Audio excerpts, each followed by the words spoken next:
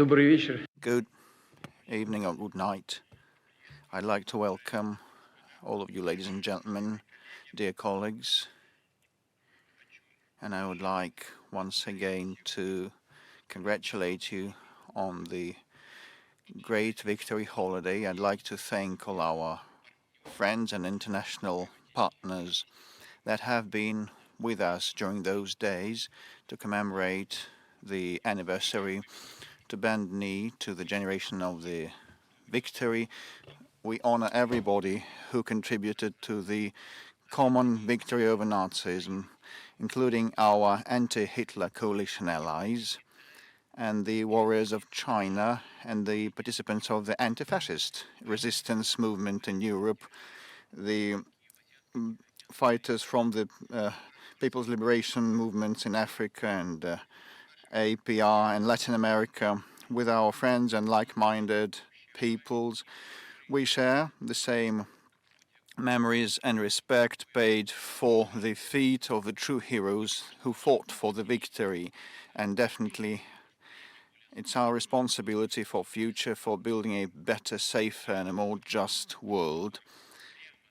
The issues that determine the stable and sustainable development of the global community, including Eurasia and other regions of the world, were high on the agenda of the bilateral and multilateral meetings that we have had.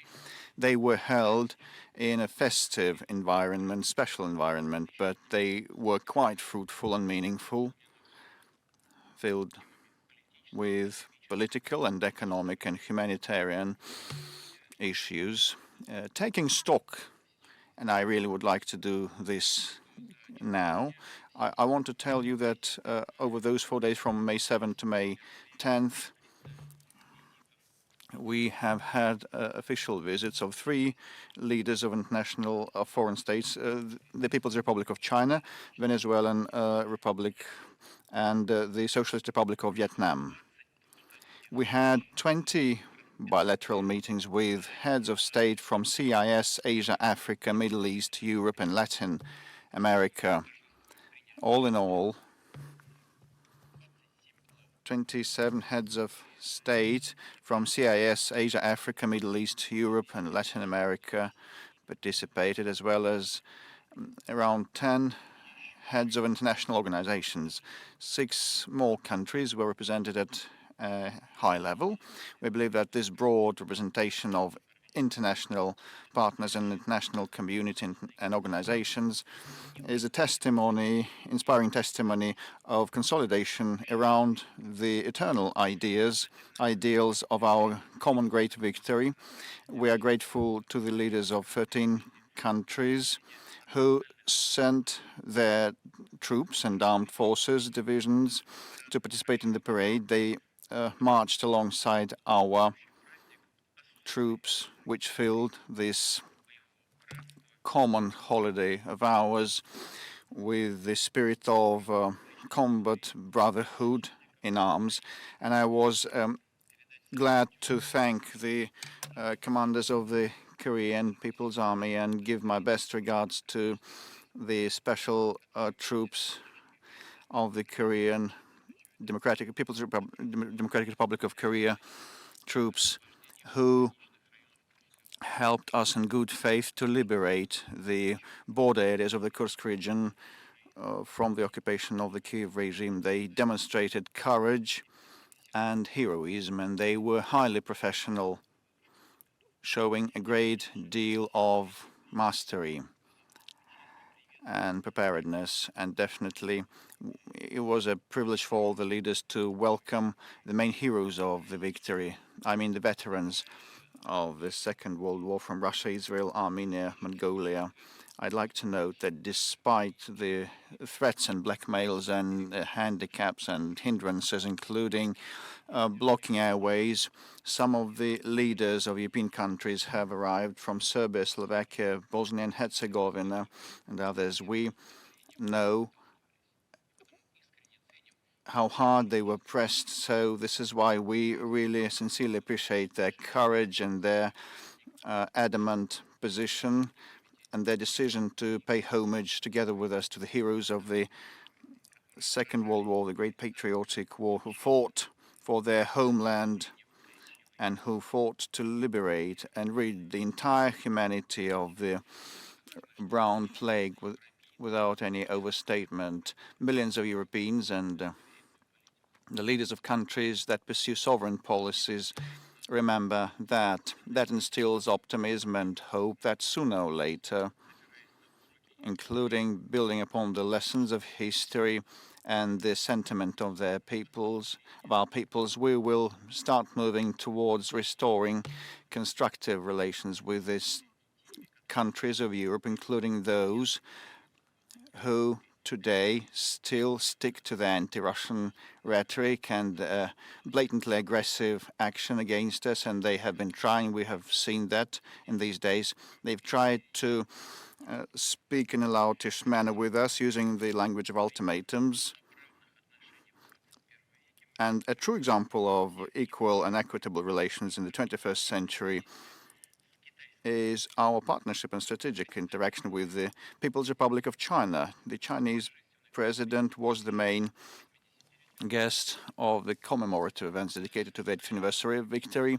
We have had exclusively fruitful talks and we have adopted two statements on the level of heads of state, and we have inked interagency intergovernmental agreements on energy, trade, finance, science, and many other domains.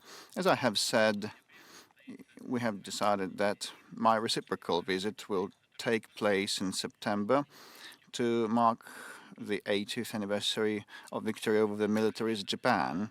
It's quite symbolic and natural that the main commemorative events dedicated to the 80th anniversary since the end of the World War will be held in Moscow and Beijing, the capitals of the countries whose peoples went through trials and tribulations and paid the highest price in the name of our common victory. Dear colleagues, I think that it's obvious for everybody that over the talks in Moscow and the meetings in Moscow, we also touched upon the Ukrainian conflict settlement, and we are thankful to all our guests, our friends,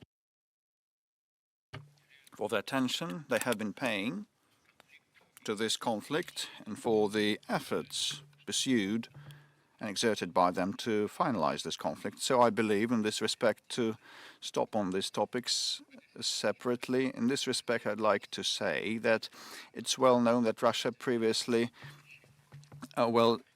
set forth initiatives to cease fire, but those initiatives were sabotaged by the Ukrainian side.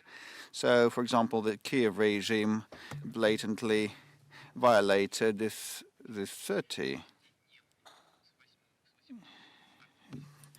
days moratorium on energy facilities from the 18th of March to the 17th of April, and that moratorium was proclaimed in conformity with the accord reached by President Donald Trump and myself.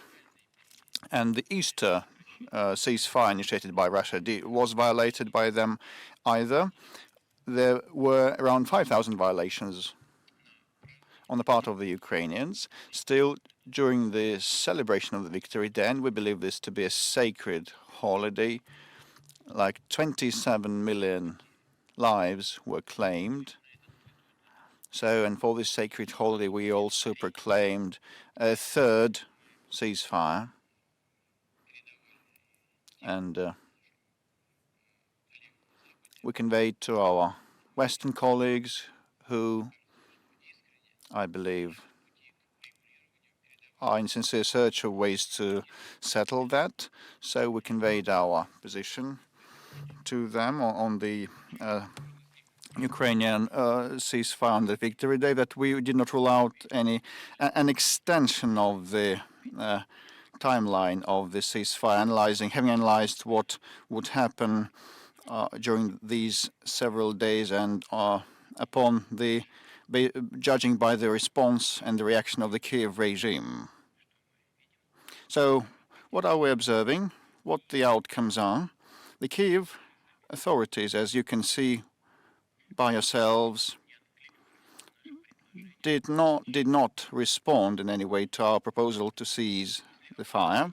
Moreover, after we put forward our proposal, and that happened on the 5th of May this year, the Kiev authorities, in the night from 6th into 7th, perpetrated massive attacks with 524 UAVs and some of the missiles, Western-made missiles, and also around 45 unmanned vessels in the Black Sea were applied. Over those 3 days of the ceasefire that we proclaimed, 8th, 9th, and 10th, things that you saw accounts of in the media happened, and that was clear from your reports also. 5 targeted, purposeful attempts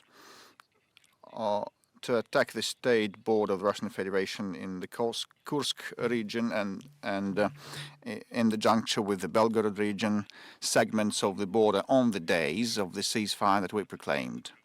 Moreover, in other segments, 36 attacks were perpetrated. And all those attacks, including attempts to enter the soil of Russia in the Kursk and Belgorod regions, were repelled. Moreover, our military professionals believe that they had no military significance and they were based on political grounds only, and the casualties of the adversary were huge as a result. As I have said, the Kiev authorities not only turned down our ceasefire proposal, but also tried to intimidate the leaders of the countries that planned to attend the festive events in Moscow. You know, dear colleagues, when I met with colleagues in Moscow, it dawned on me, it occurred to me, I'll share this thought with me. Well, I just figured, whom were they trying to intimidate? To mark and commemorate the victory over Nazi Germany. The point is that those who came to us are not the official position leaders. These are spiritual and character leaders and sentiment leaders, and they're leaders in terms of upholding their own opinions. And who tried to intimidate them? Who would snap the salute to the former SS soldiers and make national heroes out of those who were the Nazi collaborators in the Second World War times? Well, I think this is an attempt with undue means, unfit means, and those who try to commit that are not up to the mark to their efforts. I repeat, on several occasions, on many occasions, we proposed to cease fire and never declined to dialogue with the Ukrainian party. Let me also remind you that it wasn't us who suspended or stopped talks in 2022. It was the Ukrainian side. And in this respect, against all odds, we proposed to the Kiev authorities to resume the talks they stopped and terminated in April 2022. I'm referring to direct talks without any preconditions, and we propose to start immediately on next Thursday, on the 15th of May, in Istanbul, the venue that held them before. Well, it is well known that the Turkish colleagues organized, proposed their services to organize such talks, and President Erdogan did a lot to organize those talks in the past. As a result of those talks back then, a draft of joint agreement was prepared and initialed by the head of the Kiev negotiating teams, but upon the behest of the West, it was thrown into the litter bin tomorrow, a phone conversation is planned with the Turkish President Erdogan, and I would ask him to provide this opportunity to hold talks in Turkey. I really hope that he will confirm his desire to facilitate peace in Ukraine. We are committed to holding serious talks with Ukraine in order to eliminate the root causes of the conflict, to arrive at a enduring, long-lasting peace in the long run, in a long historical run. I cannot rule out that during those talks we will be able to negotiate and come to terms over new ceasefires or truces, real ones that would be respected not only by Russia but the Ukrainian side, and would be a first step to a long-lasting, enduring peace, not a prologue to continuing the armed conflict after re-equipping and rearming and digging trenches and new defensive checkpoints. Who would want such peace? So our proposal is on the table. So now it's up to the Ukrainian authorities and their mentors and their supervisors to decide, and those are guided by their personal political ambitions, not the interests of their peoples. It seems they want to continue warfare against Russia with the hands of the Ukrainian Nazis. I repeat, Russia is ready for talks without any precondition. The hostilities are now ongoing. A war is waged, and we propose that the talks should be reinstated, the talks that were not stopped by us. Those who are peace seekers cannot but support that. And I'd like once again to express our gratitude for the mediation and brokerage to peacefully resolve the Ukrainian crisis by our international partners like China, Brazil, the countries of Africa and the Middle East, and of late, the new administration of the United States of America.